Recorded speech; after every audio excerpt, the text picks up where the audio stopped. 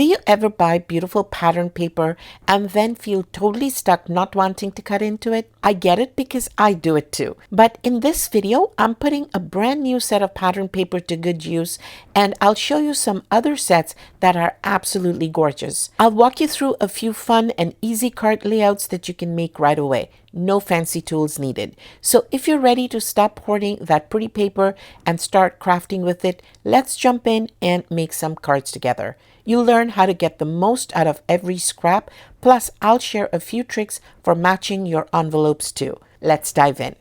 I'll create 2 cards using this adorable umbrella pattern paper. Now, this design is actually a bit tricky to work with because one side is a pretty floral, which would be very easy to use, but I'll use the more challenging side just to show you what we can do with it. The only thing was, I didn't actually have any appropriate sentiments in my stash. So I headed over to Canva, and I'm sure many of you use it too, and I created my own sentiments with custom fonts.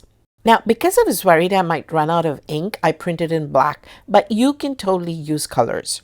I haven't fully decided what I'll do with this particular sentiment yet, but I'm leaning towards using Gina K Designs Master Layouts 13 because there's a semicircle die in that set that will tie it into the umbrella theme. I was thinking of ink blending around the edges, but since this was printed on a regular DeskJet printer, ink blending might smudge the text. I'll fussy cut an umbrella from the pattern paper so I can place the sentiment right over the top. I haven't decided yet, but I'll play around with it.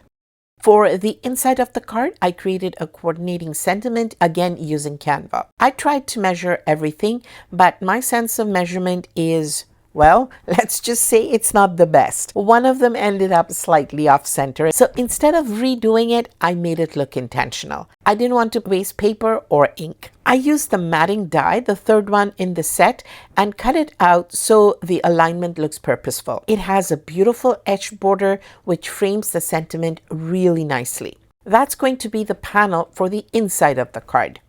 All right, let's start cutting. I think I'll use this die for the blue layer because it's a great size and I can easily layer it up to create the mat. Honestly, I have no idea where this blue cardstock came from. It's been sitting in my stash forever, but I'm glad I could put it to good use. Let me get my die catcher so I don't lose my dies. By the way, if you haven't seen it yet, I've got a video on my top 15 paper crafting tools, including some hacks on using them, and that video includes this die catcher as well. I'll link it below if you're interested. Anyway, I'll use another die as well. This one's from Concord and Ninth called Slanted Shortcuts. I'm using the smaller one to cut down the pattern paper for one of the cards. And since I have 8 sheets of this design because I bought 2 packs, I've got lots to work with, so I'm not afraid to cut into it. Okay, so all the die cutting is done, and here's what I have left as scraps. And of course, I'm not throwing this out. Now, originally, I was going to use the dark blue to mat both cards, but I changed my mind and decided to do one in dark blue and one in a baby blue shade. This lighter one is definitely Spellbinder's cardstock from the thickness of it. I think it's discontinued now. The closest match I found for this one is Breeze from the Spellbinder's Color Wheel cardstock. It's a tiny bit darker than the one I'm using now. I also fussy cut out the top of one umbrella, keeping really close to the edges. And here are the rest of the 3 pieces I cut. You've already seen this one, and I made a vellum layer to go with it as well. The inside sentiment is done too, so we are good to go. Let's start assembling. I'll use my magnetic glass mat and my Barely Art liquid glue as always, and we'll start with the inside of the card. I could have added a dark blue mat here, but I didn't want to bulk it up too much, so I'm skipping that layer. Next, I'll add the light blue card base to the card front. Then I'll adhere the pattern paper piece. I'll add foam tape to the back for some dimension and a bit of glue so I have some wiggle room while positioning.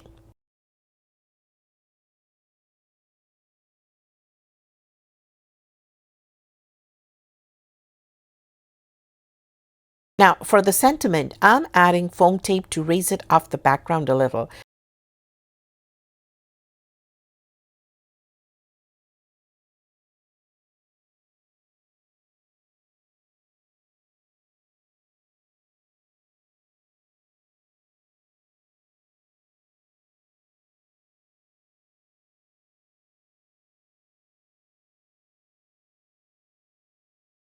I'm deciding whether to place it off to the side or center it. And I think centered looks better. Again, a little bit of glue gives me that wiggle time. I don't know why my glue bottle is oozing glue like it's going out of fashion. Maybe it's the air pressure since the bottle is almost done. Okay, that's in place. Now let's embellish. I'm using these beautiful cool tone gems from Salmon Says Stamp.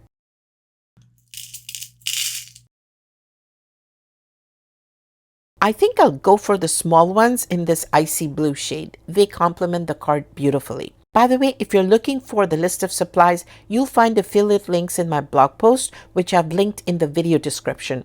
It would help me out a lot if you use the links in case you decide to purchase any of these supplies. While they won't cost you anything extra, it will definitely help out my channel. Thank you so much if you decide to support me.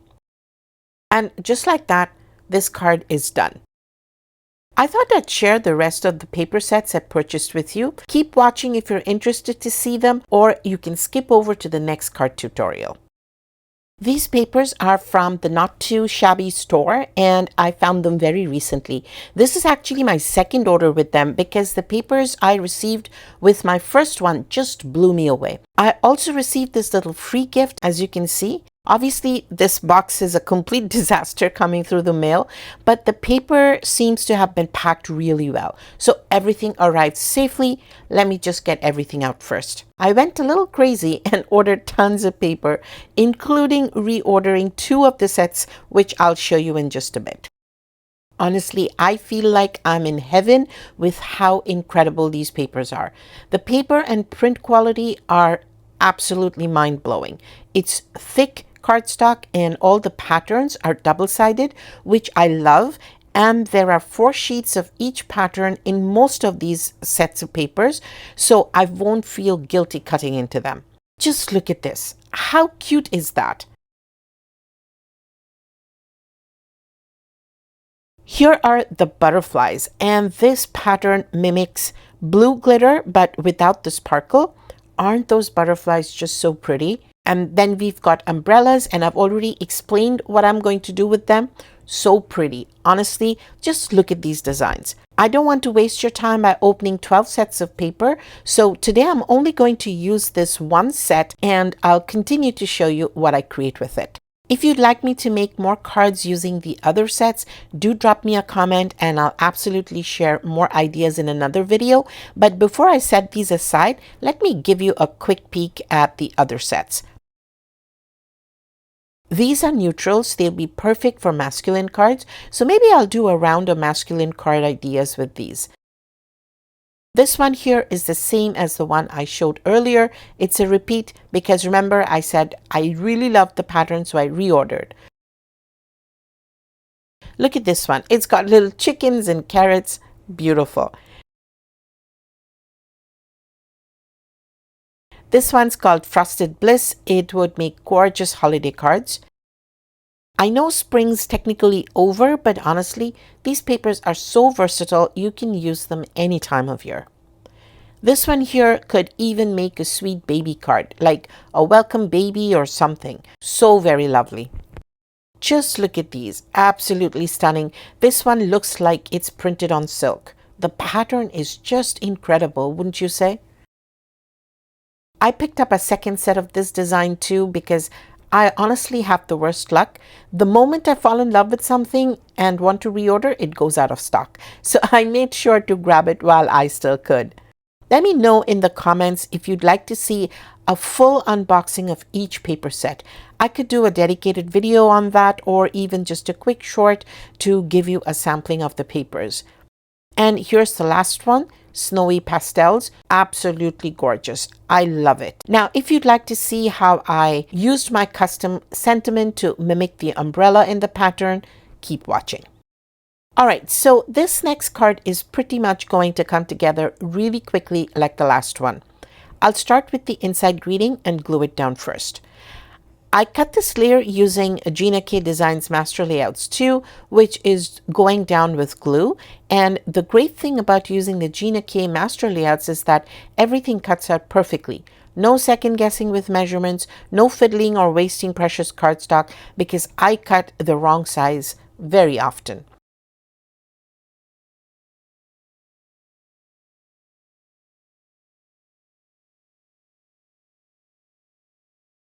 For this piece, I want to give it a little bit of lift, and I'll pop some foam tape behind the panel.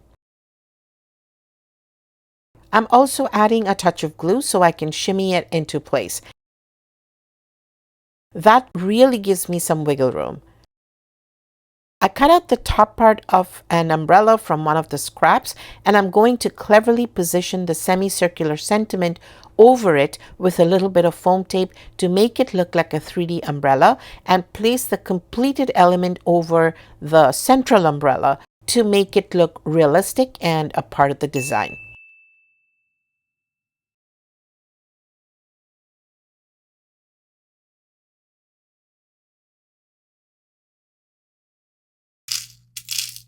I'll use the same Salmon Says stamp jewels to embellish the card front. And now I can call it done. It's a super simple card, although I feel like the umbrellas are looking a tiny bit crooked, but I think it's just the patterns playing tricks on my eyes. Here are the first two cards. I really think working with challenging pattern paper can be so rewarding, and that's exactly why I picked the umbrella side, because I wasn't sure what to do with it at first, but I just decided to keep pushing it, and voila, I think I really loved the outcome. Oh, and quick update. Remember those little scraps I had left over? One of them had a slanted edge, so I used it on the back of the envelope to tie in the slanted design on the card. For the other envelope, I fussy cut out the umbrella top and added it for a little something extra to the envelope flap. And of course, I stamped the back with my Handmade by Tony stamp to finish them off. Now, these two cards have coordinating envelopes and are ready to gift. I'll make a square card next because I want the pattern paper to do most of the work, and a square format really shows it off. My finished card will be 5.5 by 5.5 inches, and I can use the leftovers on my envelope. I'll be double matting the panel and creating a sentiment that says Beyond Grateful by Altenew. This stamp set is very well loved, as you can see. I think it's still available. If it is, I'll link it in the description. One of my favorite ways to use the large stamp is with vellum. I create vellum embellishments with it, and I'll add a couple of them to this card too. Look how delicate these embellishments are. It comes with a coordinating die, which is really convenient. Let's start by making the card base, and I'm using some very thick 12 by 12 cardstock from Ohuhu. Now, I don't love using this trimmer because it tends to leave frayed edges, but it's the only one I have that can handle 12 by 12 cardstock, so this is my best bet for the time being. I'm cutting this down to 11 inches by 5.5 inches to create my 5.5 by 5.5 card base. And do you see how badly the trimmer cut it?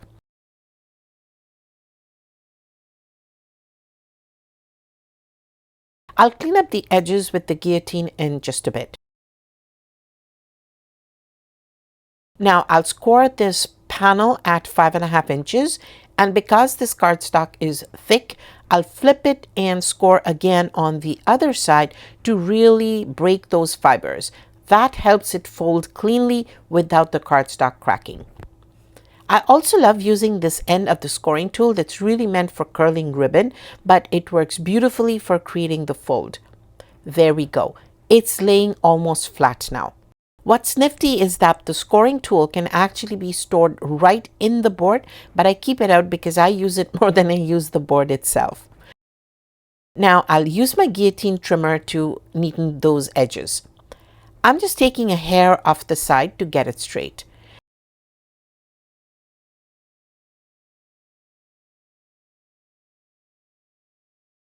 Next, I'll cut the blue matting layer. As always, I'm not messing with precise measurements because I never seem to get them right. I'm just eyeballing it and marking it off with a pencil.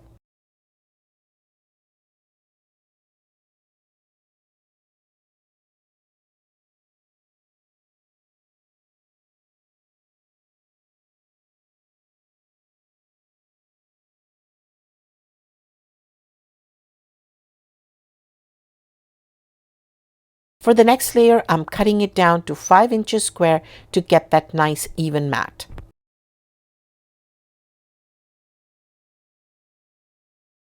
Now let's move on to the sentiment. I'll use the same creamed cardstock and stamp it using Altenews Indigo Skies ink. Since I want to heat emboss the sentiment, I'll apply anti-static powder to the cardstock to prevent the embossing powder from sticking to the background outside the stamped areas. I actually didn't want it quite this dark. Oh well. I'll heat up the heat tool a little before zapping the cardstock to prevent the paper from warping under prolonged heating time. I'll use the coordinating die to cut out the sentiment. First, I'll adhere both the matting layers.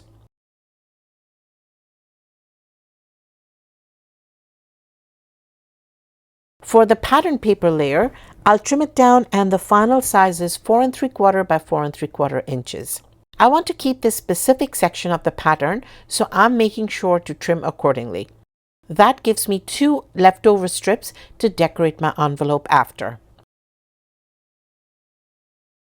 I'm adding foam tape to the back to give the layer some dimension. I did accidentally place the foam tape the other way, which makes it a little inconvenient when adhering them to the card base, but it's not a big deal. I'll just center it as best as I can.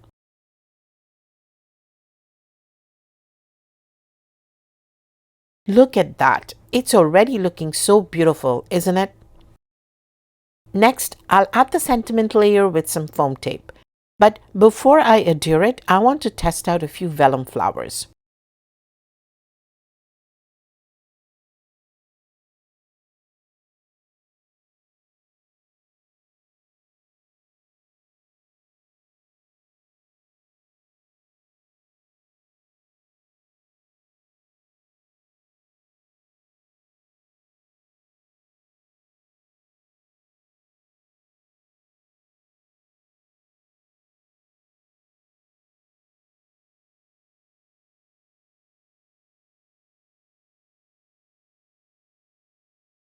And I think I really like how that looks. The vellum adds a touch of elegance like nothing else can.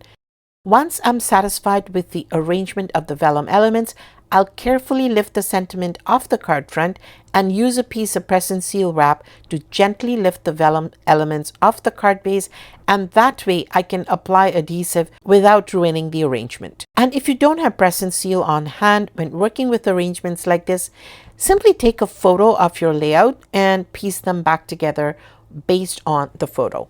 I learned the press and seal hack from Jennifer McGuire, and it's been a game changer. So now I can apply glue to the vellum foliage, position it back onto the card front, and then gently peel back the press and seal, and the arrangement is undisturbed. If you'd like to see what I do with vellum, I have an entire playlist of vellum techniques and ideas, and I'll be sure to link to that playlist in the description. Now I can add back the sentiment with some foam tape to give it more dimension. I'm being generous with the glue here so I can shimmy the sentiment into place, and that's it. To finish off the card, I added a few clear drops. They look a little cloudy now because the glue is still wet, but once it dries, they'll be perfectly clear. I used the leftover scraps again, one on the front of the envelope and one on the back, and I just rounded the corners on the piece on the flap. One quick note, this one didn't pass the slide test, so I'm adding a bit more glue to reinforce it. If you're curious about what the slide test is or want to see more of my crafty hacks, I'll put a link to that video with the 13 crafty hacks in the description as well. Those hacks I talk about in that video were life-changing. And that's it. The pattern paper does all the work. I just added a sentiment, a few vellum embellishments, and some crystal drops. It's simple, elegant, and so quick. Just the way I like it. And with the matching envelope, it's ready to go. If you'd like to see the photos of all the finished cards, just stick around till the end, and I have some gorgeous close-up shots for you. Alright, so I was just playing around with these two pattern papers because I absolutely love butterflies. And by the way, butterflies are my spirit animal if you believe in that sort of thing. I used a 3/4 inch circle punch and punched out a few butterflies to add to my daily journal. I mean, how could I not? They are just so pretty. But of course, that left me with a bunch of scraps, and we don't waste scraps around here, right? So I decided to use one of the acetate card bases from Salmon Says Stamp. These came in a pack of 5, I think, as part of a kit from last year. But I believe they're still available online. If I can find a link, I'll include it in the video description or on my blog. Since the card base is clear, I'll need to add an insert inside so I can write a message. This is an A2 size acetate card, so I'll just tuck in a folded note card measuring 3 3/4 inches by 5 inches. For the sentiment, I'm using a happy birthday die that comes with a shadow layer. Please don't ask me where I got it. It's a mystery. I think it may have come from either Amazon or AliExpress because back then I had just gotten started with card making and didn't want to invest in too many supplies. But I still love it. So I'll start with some die cutting using those leftover scraps and I'll be right back. All right, I'm back from all the die cutting. I like to keep all my project materials in these handy little craft stacks containers so everything stays together. I used white for the birthday sentiment because I originally tried cutting it from the pattern paper and it just got lost in the background. The white shows up way better. The acetate card base needs a bit of prep since it attracts all the dust and fibers on the planet. I'll adhere the note card inside the acetate using double-sided adhesive, but I'm not sure yet if the adhesive will show. If it does, I have a backup plan. I'll cover it up with an additional layer at the back.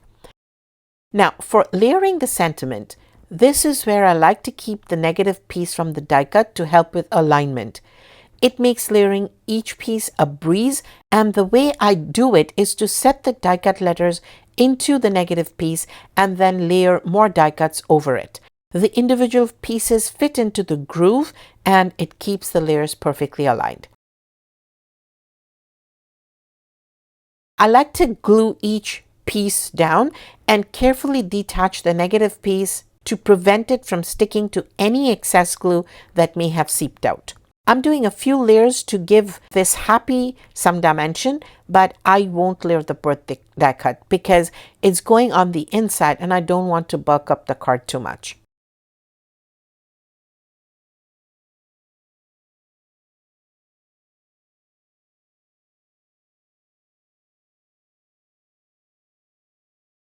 Now I'll finally adhere the top layer, which is the pattern paper.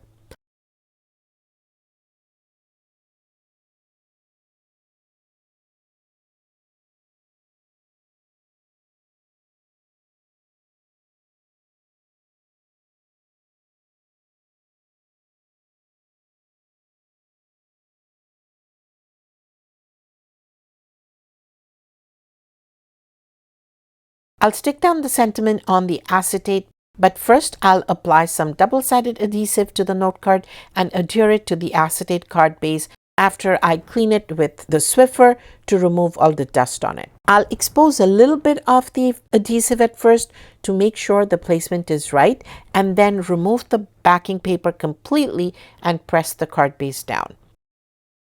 So I'm giving it a quick wipe with a Swiffer, but I'll show you another trick in a bit.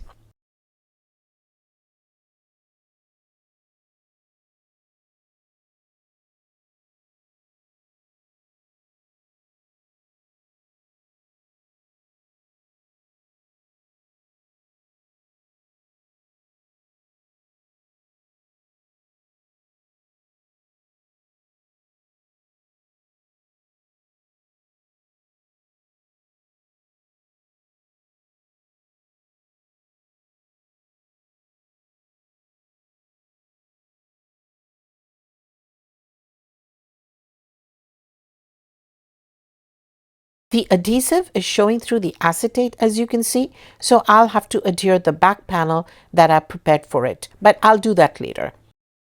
By the way, I always save the backing sheets from the double-sided adhesive since they're non-stick and help with a lot of different types of sticky business.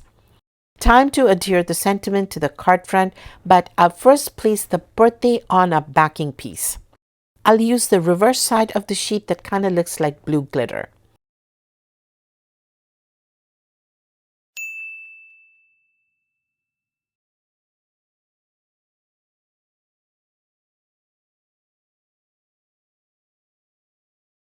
I'm using the negative piece for this word to align the letters and spacing. Without the negative piece, the letters might get stretched and pulled out of shape. I'll first add a tiny bit of tape runner to it while I get the positioning correct.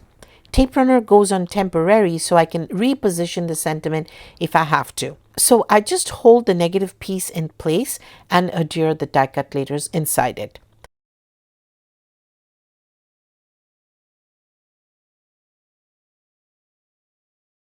Once it's exactly where I want it, I add glue with the scrap piece of cardstock and stick everything down. I'll attach the panel with the tape runner again, giving myself a few minutes before I'm committed to the layout.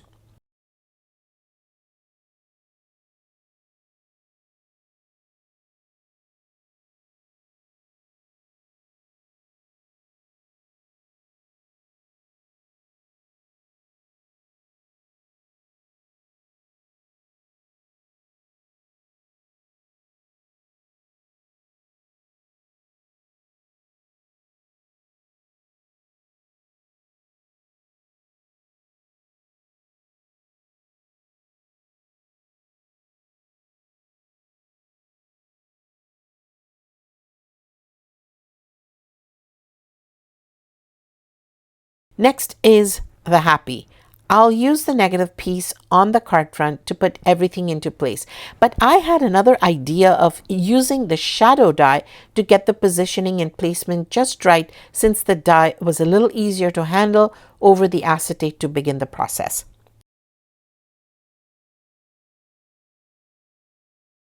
Once I got the first letter in place, it was easy to position the negative die cut over it and then continue adhering the rest of the letters. I'm being careful with the glue because the trick here is to avoid too much, since it might seep out and that will show on the acetate.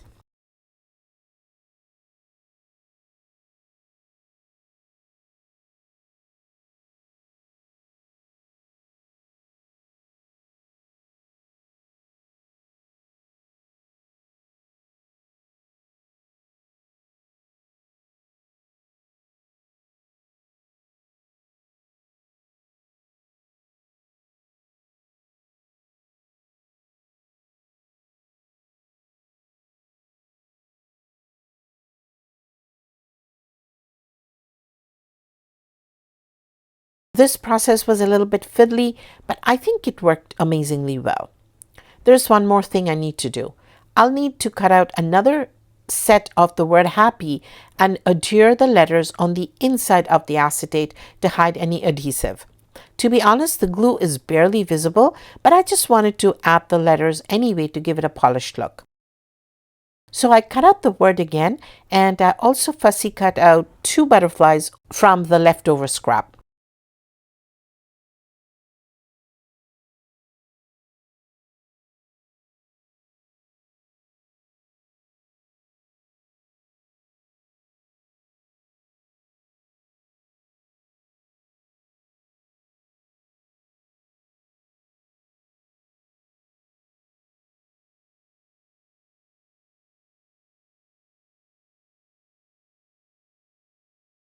Holding down the card base was difficult since the acetate kept springing back, but I managed to get the pieces down. I was careful with the glue again to ensure there was nothing seeping out onto the acetate.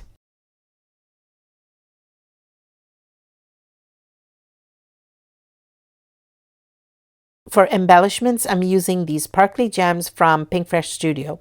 It's a mix of blue and green, but I picked out the ones that were blue and white to match the colors on the card. I gave the acetate a spritz of rubbing alcohol to get rid of any dust or fiber before adhering the panel, which I did with my tape runner. For the finishing touches, I'll decorate the envelope with 3 of those punched butterfly circles, starting with one in the center and then one on either side to help keep them centered. Super simple decoration, but really ties it all together.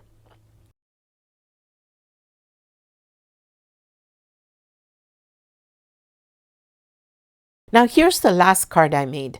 I kept this one very simple. It's a 6.5 by 4.5 inch card because I wanted to use the full width of the pattern paper without trimming it too much. I flipped the paper to use the reverse side as a strip along the bottom. I added this stunning blue ribbon from Uniquely Creative. This is one of my favorites, and I paired it with a dry embossed sentiment using a hot foil plate. I didn't foil it, just used it for texture. Everything else is white to keep it airy and elegant. Then I added some gold sparkly gems, again from Pinkfresh Studio, to finish it off. I decorated the envelope with the fussy cut element and strips of the pattern paper, and on the inside I added a small fussy cut embellishment and a strip from the reverse side of the paper for a little surprise element. So here are all the 5 cards I made today, including the matching envelopes. I'm absolutely loving the set of pattern paper, which is called Denim Spring, by the way. Each card has a coordinated envelope and they all turned out so different. Let me know in the comments which one is your favorite, and if you're planning to try something from your own stash or you want to get these pattern papers. If you'd like to see me create more cards with another one of the paper sets, I'd love to do that too.